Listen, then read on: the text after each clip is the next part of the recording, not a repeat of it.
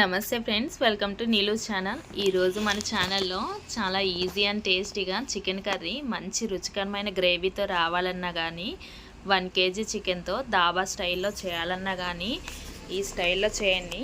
రుచి అయితే అద్భుతంగా ఉంటుందండి. ఒకసారి తింటే వదిలిపెట్టరు.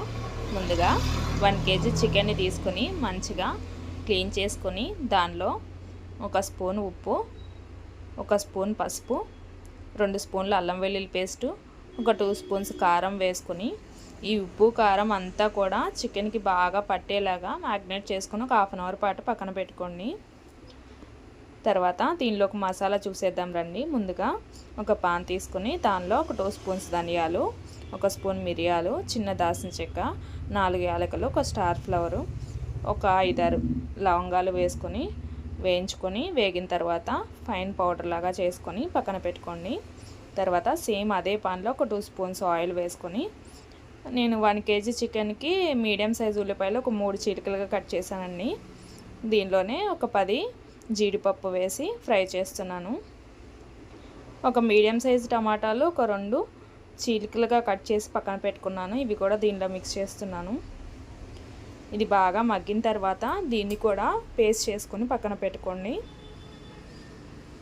తర్వాత కుక్కర్లో వండుతున్నా నేను. కుక్కర్లో 2 స్పూన్ల ఆయిల్ వేసుకొని 1 పచ్చిమిర్చి, బిర్యానీ ఆకు వేసుకొని 1 స్పూన్ అల్లం వెల్లుల్లి పేస్ట్ వేసుకొని ఫ్రై చేస్తున్నా నేను. పచ్చివాసన పోయేంత వరకు ఫ్రై అయిన తర్వాత మనం ఇందాకడ అల్లం టమాటా కొంచెం జీడిపప్పు పేస్ట్ చేసి పక్కన పెట్టుకున్నాం కదండి, అది దీనిలో మిక్స్ చేస్తున్నాను. దీనిలో పూర్తిగా పచ్చివాసన పోయేంత వరకు వేగి ఆయిల్ కొంచెం పైకి వచ్చేంత వరకు ఇలాగా ఫ్రై అవనివ్వండి. ఇలా ఫ్రై అయిన దానిలో ఇందాక మనం మ్యాగ్నేట్ చేసి పక్కన పెట్టుకున్న చికెన్ని దీనిలో మిక్స్ చేస్తున్నా నేను. దీన్ని కనీసం 5 నిమిషాల పాటు బాగా కలుపుకుంటూ బాగా మిక్స్ చేసుకోండి. ఇలాగా హై ఫ్లేమ్లో పెట్టుకొని ఇలా ఉడకనివ్వండి. ఉడికిన తర్వాత ఇందాక పౌడర్ చేసి పక్కన పెట్టుకున్నాం కదండి, ఆ పౌడర్ని మిక్స్ చేస్తున్నాను. కొత్తిమీర కూడా పుదీనా కూడా వేసుకొని బాగా మిక్స్ చేసుకోండి. ఇలాగా ఈ ముక్క అనేది వాటర్ లేకుండా ఫస్ట్ ఇలా స్టార్టింగ్లో ఆ గ్రేవీతోటి బాగా ఉడకనివ్వండి.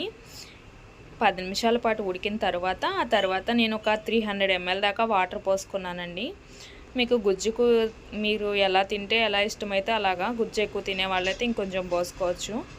ఇలా అయిన తర్వాత కుక్కర్ మూత పెట్టుకొని 2 విజిల్స్ రానివ్వండి చాలు. ముక్క స్మూత్గా చాలా బాగుంటుంది ఇలా వస్తే. చూడండి 2 విజిల్స్ తర్వాత ఆయిల్ అంతా పైకి వచ్చేసింది. తర్వాత దీనిలో కొంచెం నేను కసూరి మేతి, 1 స్పూన్ గరం మసాలా వేస్తున్నాను. వేసి ఒకసారి 5 నిమిషాల పాటు మళ్ళీ ఉడకనివ్వండి. మనకి కన్సిస్టెంట్ గ్రేవీ మనకి సరిపడా వచ్చేలాగా ఉంటే సరిపోతుందండి. చూడండి ముక్క ఇలా పట్టుకొని చూడండి. కావాలంటే స్మూత్గా చాలా బాగుందండి. టేస్ట్ అయితే తప్పకుండా ట్రై చేయండి. నా ఛానల్ని లైక్ చేయండి, షేర్ చేయండి, సబ్స్క్రైబ్ చేయండి. Thank you for watching.